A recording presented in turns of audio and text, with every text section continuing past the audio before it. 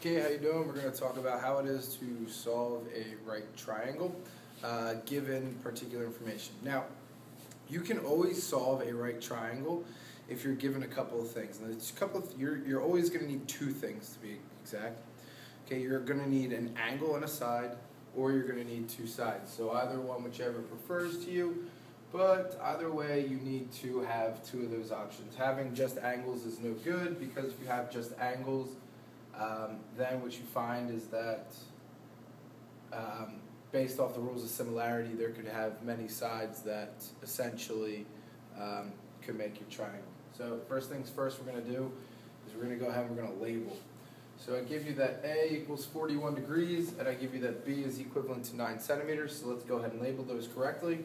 So I come over here, and little a, okay, is the one that's across from the side. Little b is across, and then we have little c, okay, so those are the sides we use for those measures. So what I have here is that b is equivalent to, so this is 9. Little a we don't know, little c we don't know, but I can label this angle in here as 41 degrees. So what I need to find is capital B, C, and A. So the way we start off to do these things is by using trigonometric functions.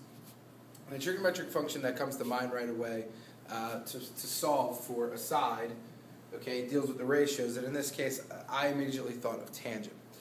Now the reason I thought of tangent was simply because I'm using the given information, and to use the given information I can take tangent, which is to solve for this A if I wish to, using this side and the 41.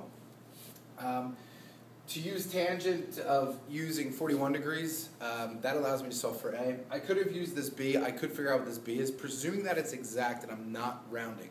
The important part here is to use information that is exact. So the given information is usually always the exact information that they give you. So for me to solve for little a, I'm going to set up an equation using tangent.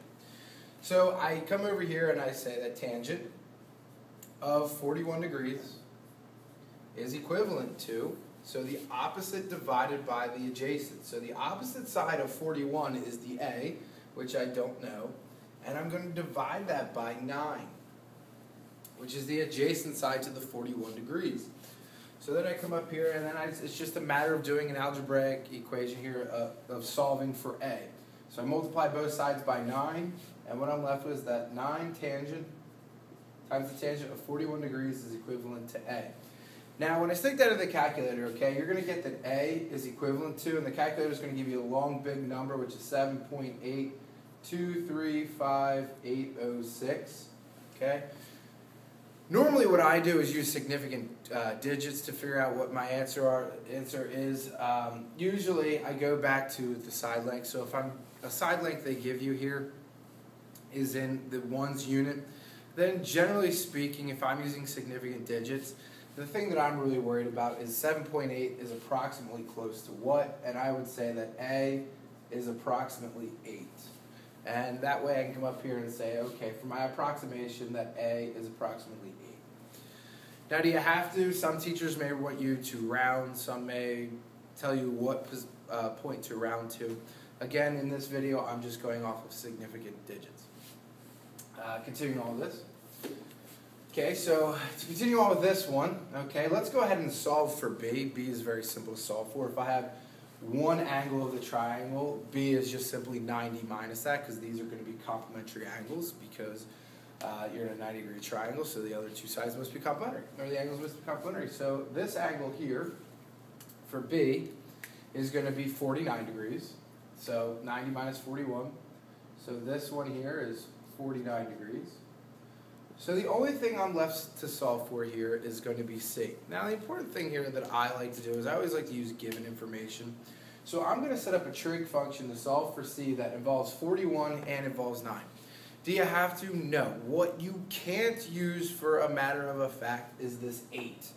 You cannot use that 8 because that is a rounded answer due to significant digits, so that's the only one you really can't use. The 49 you can use because that 49 is exact. However, I'm just going to stick to the idea of using the given information. So if I want to set up a trigonometric function that involves 41 degrees, the adjacent side and the hypotenuse, the trigonometric function that involves the adjacent side and the hypotenuse is cosine. So So I would say that the cosine of 41 degrees is equivalent to the adjacent divided by the hypotenuse. So the adjacent side is 9, divide that by little c, which is my hypotenuse. Now, just doing some algebraic manipulation here, I would multiply both sides by c, and you'd be left with c times the cosine of 41 degrees is equivalent to 9. And at this point, I would divide both sides by the cosine of 41, so you get c is equivalent to 9 divided by the cosine of 41 degrees. And now all you have to do is stick that into a calculator. After sticking into a calculator, what you get for an answer is that c, okay, is equivalent to 11.925111694. Again, I'm going to go back to the significant digits part, and I mean not significant digits, but basically what I'm going to round to is the nearest ones, just simply because I've done it in both of these. So rounding to the nearest ones, 11.9, c is then going to be approximately 12. Now you could round to whatever you want after you get it in the calculator. Like I said, if you want to round to the hundredths in this one, you'd get 11.93. I'm just rounding to the nearest ones for this particular video. So what I'm left with here is that I get c is equal to 12. So coming up here, I now have that c is approximately 12. If I wanted to script this out, so I'm basically done, I'm solved for the right triangle, I've got both angles and I've got all three sides. If I wanted to script this out, the way that you could do it is that you could say you were solving here for big B, okay, you were solving for little a, and we were essentially solving for side C as well. So side C. So to write it in proper form here, I would say B is 49 degrees. A, all right, we estimated A, so I'm going to use the estimation of 8 centimeters.